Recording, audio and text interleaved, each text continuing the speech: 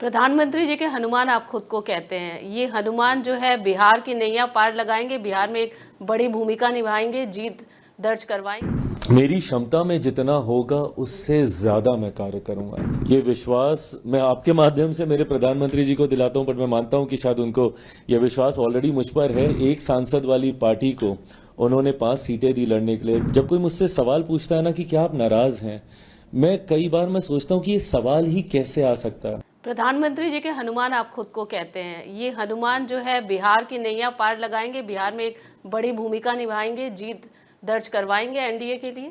मेरी क्षमता में जितना होगा उससे ज्यादा मैं कार्य करूंगा।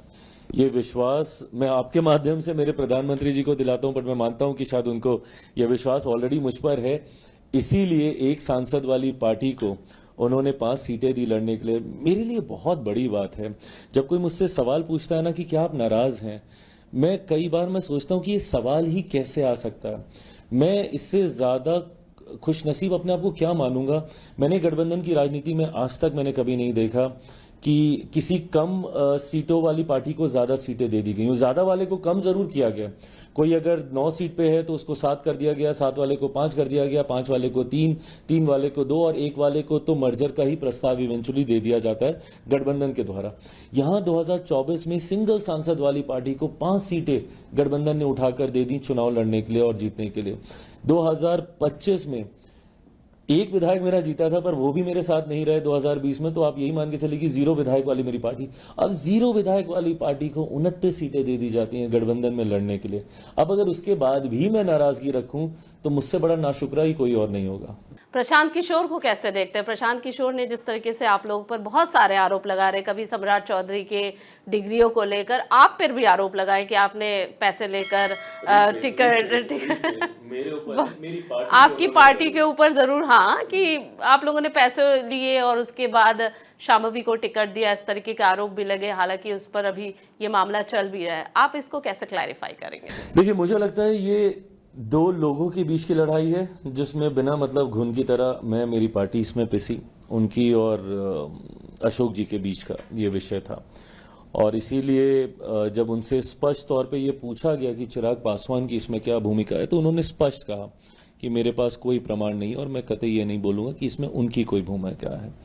हैविंग सेड दैट, मैं ये मानता हूं कि आज की तारीख में ये एक बहुत जनरल आरोप अब हो गया है कि अगर किसी को टिकट नहीं मिला तो इसने टिकट बेच दिया, उसने टिकट बेच दिया, इसने टिकट खरीद लिया, उसने टिकट खरीद लिया। जो लोग ये आरोप लगाते हैं, मैं कतई उनसे नाराज भी नहीं हूं, क्योंकि मैं उनकी भावनाओं को मैं समझता हूं। I feel them, I literally feel them. क्योंकि मैं जब एक पार्टी को हेड करता हूं, मेरी खुद की भावनाएं मेरे पार्टी के हर कार्यकर्ता के साथ है, जिसको दिन रात धूप गर्मी धूल मिट्टी में मैंने मेहनत करते हुए देखा। और जब मैं उसको टिकट नहीं दिला पाता, जब आप ये पूछते हैं ना कि नेगोशिएशंस में इतने राउंड क्यों हुए, क्योंकि हम लोग एक एक सीट पे एक एक कार्यकर्ता के लिए लड़ रहे होते हैं, एक एक व्यक्ति के लिए हम लोग लड़ रहे होते हैं कि किसी तरीके से ये चुनाव लड़ जाए, ये चुनाव लड़ जाए। बट जब आपकी इतनी बड़ी पार्टी होती है, पिछली बार मैंने 137 सीटों पे चुनाव लड़ा था, आज मैं मात्र 29 सीटों पे चुनाव लड़ रहा हूं। कम ज्यादा लोग आए गए होंगे इन 3 साल 4 साल में, बट गिरी से गिरी हालत में भी मेरे पास 100-110 के करीब मेरे पास प्रत्याशी थे जिन्होंने चुनाव लड़ा था, जिनकी उम्मीदें थी चुनाव लड़ने की। बट आज जब मैं उनमें से मात्र 29, या उसमें भी जब आप सहयोगी दलों के साथ एडजस्टमेंट करते हैं तो वो 29 की भी संख्या पूरी नहीं कर पाते, तो जब आप सबको नहीं चुनाव लड़ा पाते, दुख मुझे भी बहुत ज्यादा होता है। और मैं तो भाई धन्यवाद करूंगा, क्योंकि मैं इनकी जगह होता तो शायद मैं और बहुत आक्रोशित हो जाता कि 5 साल मैंने मेहनत की और आपने इसका ये सिला दिया। तो ऐसे में मैं उनके आक्रोश को भी मैं पूरी तरीके से मैं सम्मान देता हूं। गुस्से में इंसान बहुत सारी बातें बोल जाता है। मैं मानता हूं कि शायद वो खुद भी बाद में इन बातों को मानते नहीं है। 1-2 साल बीतते हैं, फिर सब वापस आते हैं, सबके साथ हम लोग वैसे ही बैठते हैं, फिर एक नए रन की हम लोग तैयारी करते हैं।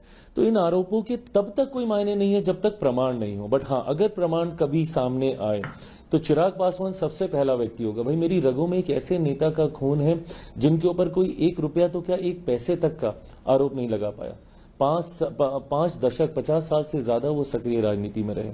ऐसे में मुझे कतई जरूरत नहीं है ऐसे कोई भी कार्य करने की, और मैं मानता हूं मेरी पार्टी के भी किसी नेता कार्यकर्ता को ऐसे कार्य करने की जरूरत नहीं है। बट हाँ, मैं पुनः विश्वास दिलाता हूं कि किसी भी दिन मेरे सामने अगर ये प्रमाणित करके कोई लेकर आया कि इसने सीट के लिए ये लेन देन किया है, तो सबसे पहला व्यक्ति चिराग पासवान ही होगा उसके ऊपर कार्रवाई करने वाला।